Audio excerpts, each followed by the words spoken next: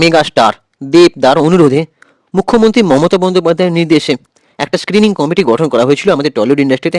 কারণ সিনেমা মুক্তি নিয়ে যে প্রাইম টাইম শো পাওয়া নিয়ে যে ঝামেলা হয়েছিল পুজোতে, ঠিক আছে, তো সেটার জন্য একটা স্ক্রিনিং কমিটি গঠন করা হয়েছিল। এবং এই স্ক্রিনিং কমিটির দায়িত্বটা অ্যাকচুয়ালি মানে রেসপন্সিবিলিটিটা কী ছিল, মানে পিয়া সেনগুপ্ত, ওনার দায়িত্ব ছিল স্ক্রিনিং কমিটির সভাপতি।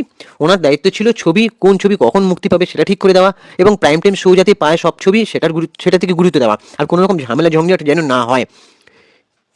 কিন্তু এখন শোনা যাচ্ছে টলিউড অন্দরে ফিসফাস যে এই স্ক্রিনিং কমিটির ভবিষ্যৎ নাকি একেবারে অনিশ্চিত হয়ে পড়েছে, এবং কিছু ব্যক্তিত্বরা নাকি মুখ্যমন্ত্রী মমতা বন্দ্যোপাধ্যায়ের কাছে মানে অনুরোধ করেছেন যাতে স্ক্রিনিং কমিটি বন্ধ করে দেওয়া হয়।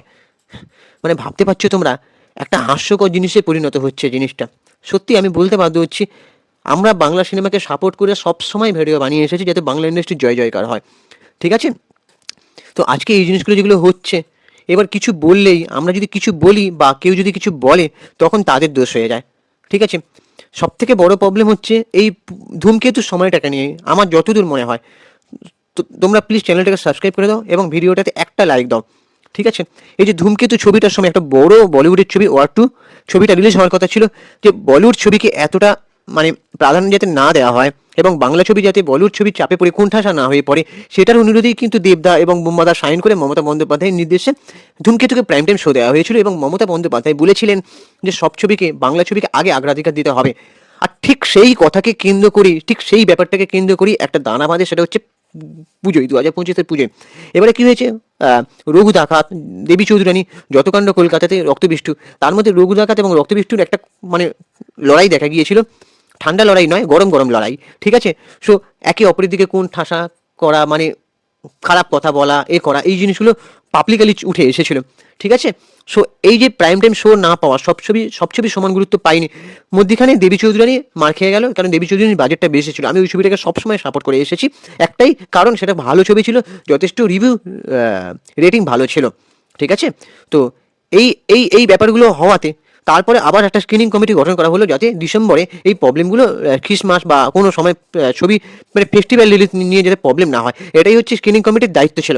কিন্তু দেবদার একটা কথাকে আমি বলি, দেবদা বলেছিলেন হ্যাঁ স্ক্রিনিং কমিটিতে একটা ভোটাভুটি হয়, এই স্ক্রিনিং কমিটি আদৌ থাকা উচিত কিনা।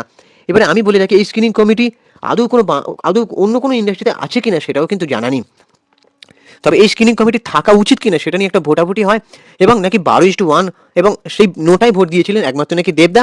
আর দেবদার সঙ্গে সমর্থন মেলেনি। দেবদা সেখানে জানিয়েছিলেন কিছু একটা মানে একটা ইন্টারভিউতে জানিয়েছিলেন যে আমার সঙ্গে কিছু মত মিলছে না, মানে আমি কিছু ব্যাপারে সহমত পোষণ করি এবং কিছু ব্যাপারে সহমত পোষণ করি না, ঠিক আছে, যার জন্য আমি নোটায় ভোট দিয়েছি।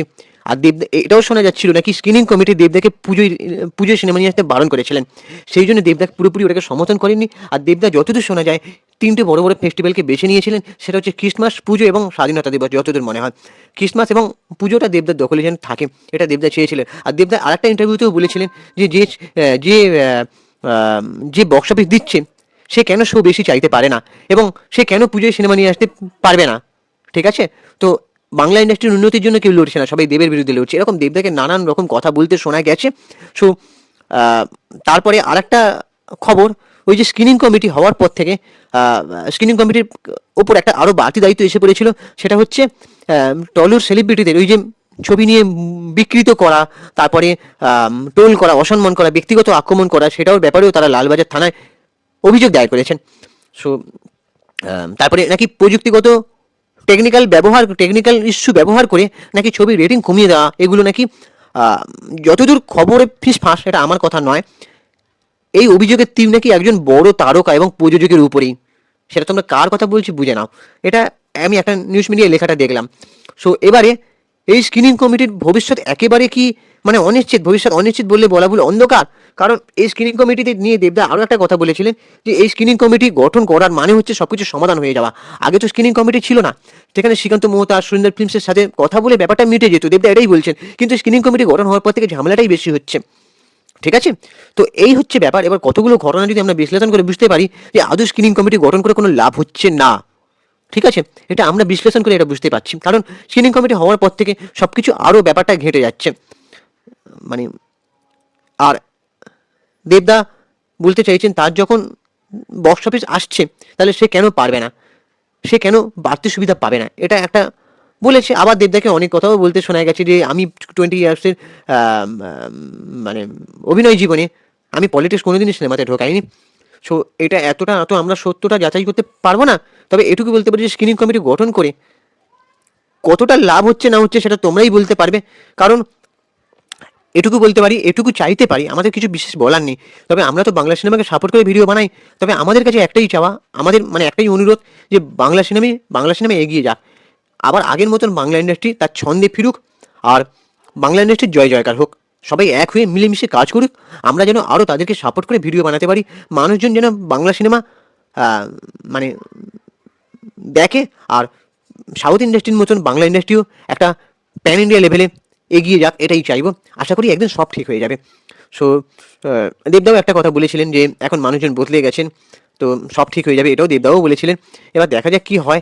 তবে যে মেগাস্টার দেবদার অনুরোধে যে মমতা বন্দ্যোপাধ্যায় যে স্ক্রিনিং কমিটি করলেন, সেই স্ক্রিনিং কমিটির এরকম দশা, মানে অনিশ্চিত ভবিষ্যৎ, তো এটা একেবারে মানে ভাবনার বিষয়। সো তোমাদের কি মনে হয় তোমরা অবশ্যই কমেন্ট বক্সে জানাও, আর চ্যানেলটাকে সাবস্ক্রাইব করে দাও। আমি ইনস্টাগ্রামে রয়েছি চিঙ্কি বাবু 2531, তোমরা ওখানে গিয়ে ফলো করে দাও, ভিডিওটাতে একটা লাইক দাও। টাটা, দেখা হচ্ছে পরে ভিডিওতে, আর কমেন্ট করে অবশ্যই মতামত জানাও। আর হ্যাঁ, আমি যদি কোনো ভুল বলে থাকি তাহলে আমার ভুল ত্রুটি মার্জনীয়।